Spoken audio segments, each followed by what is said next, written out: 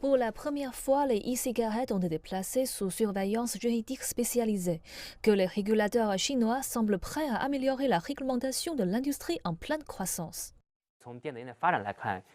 Je pense que cela favorisera le développement de cette entreprise émergente. Confrontée à une croissance sauvage, les cigarettes électroniques ont des préoccupations cachées en matière de sécurité et sont dangereuses sans surveillance efficace. D'énormes profits tirés des cigarettes électroniques ont attiré de plus en plus d'entreprises à prendre le train en marche dans la recherche de profits. Les données montrent qu'il y avait environ 45 000 entreprises de cigarettes électroniques en 2013, un nombre qui a atteint près de 170 000 en 2020. Mais les données montrent également qu'en 2020, moins de 40% des personnes interrogées n'utilisent presque jamais de cigarettes électroniques. Les analystes disent que cela suggère qu'il y a encore un potentiel considérable du marché pour les produits vapotage.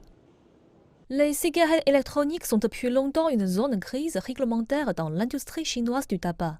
Mais le professeur Ma Liang dit que pour de nombreux citoyens, elles sont devenues leur première bouffée de fumée. Il dit que c'est le bon moment pour resserrer les contrôles.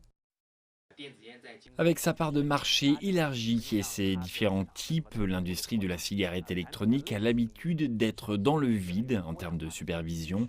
Ce sont des produits aux multiples dimensions, impliquant les industries du tabac, des soins de santé et de l'alimentation. Le développement des cigarettes électroniques ne peut être facilité qu'en formant une force conjointe par l'intermédiaire de différents départements. Avec les paquets attrayants et diverses saveurs, les e-cigarettes sont également populaires parmi les adolescents. Mais les études disent que les jeunes qui vapotent sont plus susceptibles de devenir dépendants à la nicotine. Dans cette optique, les experts estiment que cette nouvelle mesure permettra de mieux protéger les mineurs contre l'abus de tabac.